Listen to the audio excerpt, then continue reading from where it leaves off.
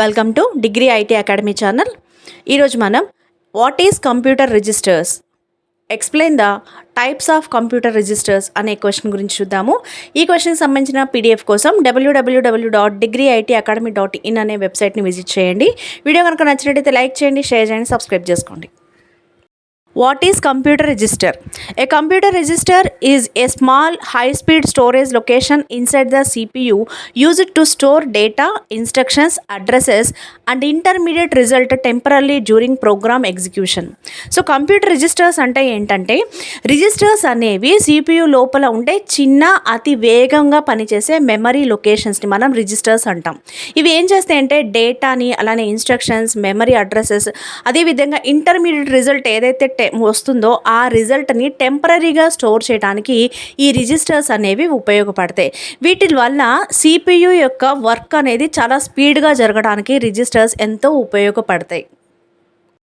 Functions of registers: store temporary data, store instructions, store memory addresses, store intermediate processing result, speed up of CPU operations. So ఇక్కడ ఇదేంటంటే already మనం చెప్పుకున్నాం కదా, registers డేటాని టెంపరీగా store చేయడానికి ఉపయోగపడతాయి, అలానే ఇన్స్ట్రక్షన్స్ని స్టోర్ చేయడానికి ఉపయోగపడతాయి, మెమరీ అడ్రసెస్ని కూడా రిజిస్టర్లో స్టోర్ చేసుకోవడానికి ఉపయోగపడుతుంది.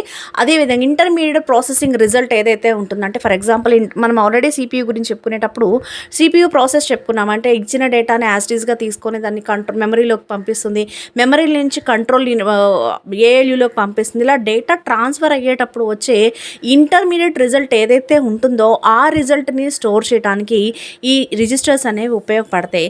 అలానే ఈ CPU యొక్క ఆపరేషన్స్ని స్పీడప్ చేయడానికి కూడా ఈ రిజిస్టర్స్ అనేవి ఉపయోగపడతాయి. టైప్స్ ఆఫ్ కంప్యూటర్ రిజిస్టర్స్: అందులో ఫస్ట్ వన్ అడ్రస్ రిజిస్టర్. దీన్ని మనం ARగా డినోట్ చేస్తాము. The address register stores the address of the memory location that the CPU wants to access. So ఎప్పుడైతే CPU ఏదైనా మెమరీ లొకేషన్ని యాక్సెస్ చేయాలనుకుంటుందో ఆ మెమరీ లొకేషన్ యొక్క అడ్రస్ని address రిజిస్టర్లో store చేస్తుంది. For example, if the CPU wants to access memory location 250, the address 250 is placed in the AR. So ఇప్పుడు మనం ఒక example కనుక చూస్తే మెమరీ లొకేషన్ 250లో ఉన్న దాన్ని యాక్సెస్ చేయాలనుకుంటే అప్పుడు ARలోకి వెళ్ళి 250 అనేది స్టోర్ అవుతుంది. Next one program counter. Program counter stores the address of the next instruction to be executed. ఈ ప్రోగ్రామ్ కౌంటర్లో నెక్స్ట్ ఏదైతే ఎగ్జిక్యూట్ అవ్వాలనుకుంటున్న ఇన్స్ట్రక్షన్ ఉంటుందో దాని యొక్క అడ్రస్ అనేది స్టోర్ అవుతుంది. ఎగ్జాంపుల్ చూద్దాం. If the next instruction is stored at memory location 500, then PC equal to 500. So next instruction యొక్క మెమరీ అడ్రస్ మెమరీ లొకేషన్ వచ్చేసరికి 500 అయితే PCలోకి 500 వచ్చి స్టోర్ అవుతుంది. Second one instruction register. Stores the instruction currently being executed. So ఈ instruction register ఏం చేస్తుందంటే present ఏదైతే ఎగ్జిక్యూట్ అవుతుందో ఆ ఇన్స్ట్రక్షన్ని స్టోర్ చేయడానికి ఇది ఉపయోగపడుతుంది. ఎగ్జాంపుల్ చూడండి, ఇక్కడ IR అంటే ఇన్స్ట్రక్షన్ రిజిస్టర్ని మనం IRతో డిఫైన్ చేస్తే IRలో ఏం జరుగుతుందా అంటే యాడ్ R1 R2 అంటే R1 అంటే రిజిస్టర్ 1లో ఉన్న డేటా, అలానే రిజిస్టర్ 2లో ఉన్న డేటా ఏదైతే ఉందో అది యాడ్ అవ్వటం అనేది ఇచ్చిన ఇన్స్ట్రక్షన్ అనమాట. సో ఈ ఇన్స్ట్రక్షన్ అనేది ఎగ్జిక్యూట్ అవుతుంది కాబట్టి ఎట్ ప్రెజెంట్ దాన్ని మనం ఇక్కడ ఈ ఇన్స్ట్రక్షన్ రిజిస్టర్లో స్టోర్ చేయడానికి ఈ రిజిస్టర్స్ అనేవి ఉపయోగపడతాయి. Memory data register. ఈ మెమరీ డేటా రిజిస్టర్ని మనం MDRగా డిఫైన్ చేస్తాము. Stores the data being read from or return to memory. So ఇదేంటంటే మెమరీలోకి వచ్చే డేటా లేదా మెమరీ నుంచి వెళ్ళే డేటా ఏదైతే ఉంటుందో ఆ డేటాని టెంపరీగా స్టోర్ చేయడానికి ఉపయోగపడే రిజిస్టర్ మెమరీ డేటా రిజిస్టర్ అనమాట. For example MDR equal to 75 అని కనుక మనం అంటే ఆ 75లో ఉన్న డేటా టెంపరీగా అంటే అది డేటా ఎయిదర్ అది ఇన్పుట్ అయినా అవ్వచ్చు లేదా అవుట్పుట్ అయినా అవ్వచ్చు అనమాట. సో ఆ డేటాని స్టోర్ చేయడానికి ఇది ఉపయోగపడుతుంది.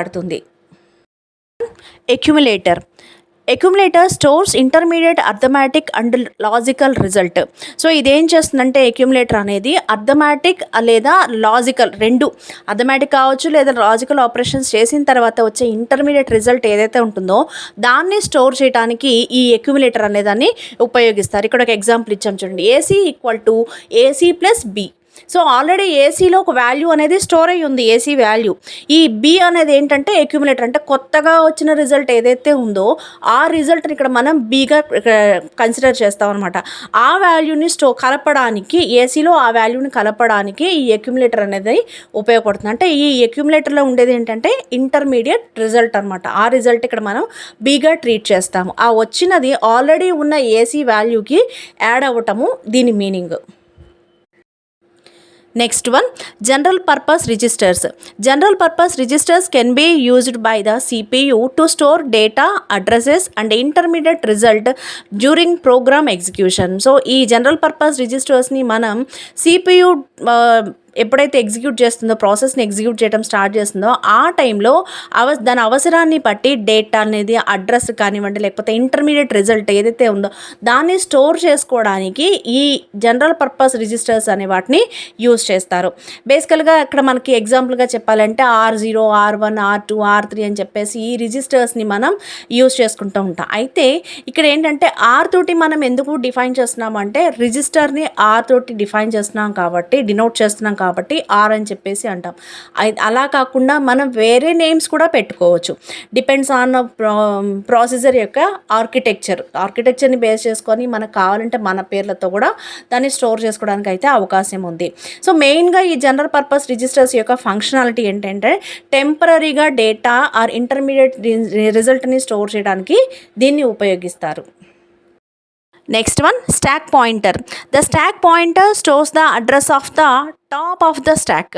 సో ఈ స్టాక్ పాయింటర్ అనేది స్టాక్లోని టాప్ పొజిషన్లో ఉన్న డేటా యొక్క అడ్రస్ని స్టోర్ చేయడానికి ఉపయోగపడుతుంది.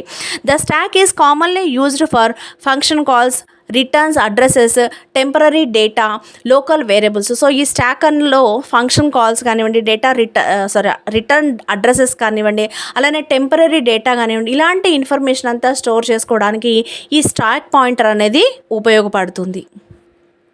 Next one, base register.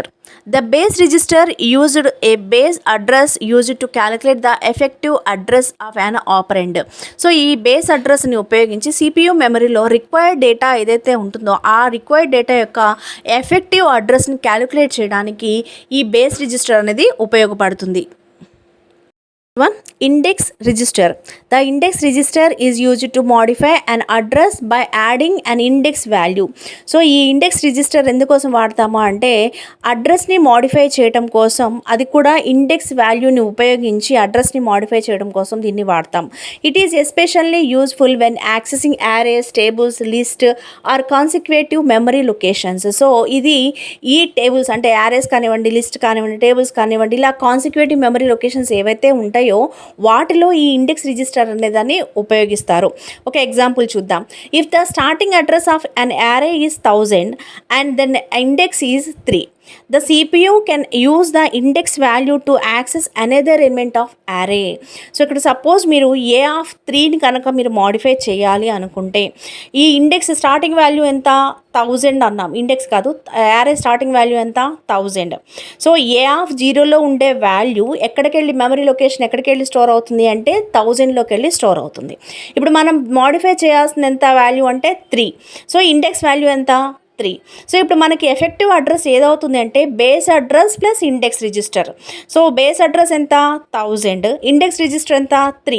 So ఈ రెండింటిని బేస్ చేసుకొని 1003 అంటే ఏ ఆఫ్ 3లో ఉన్న వాల్యూ మనకి చేంజ్ అవుతుంది, లేదా అడ్రస్ని మనం మోడిఫై చేస్తున్నాం. సో ఎఫెక్టెడ్ ఏరియా ఏదవుతుంది అంటే అడ్రస్ ఏ ఆఫ్ 3 అడ్రస్ అనేది ఎఫెక్ట్ అవుతుంది. సో అందుకోసం మనకి ఇండెక్స్ రిజిస్టర్ అనేది ఉపయోగపడుతుంది. Last one, status register or flag register. The status register stores information about the current state of the CPU. The status register stores CPU condition flags such as 0, carry, sign and overflow.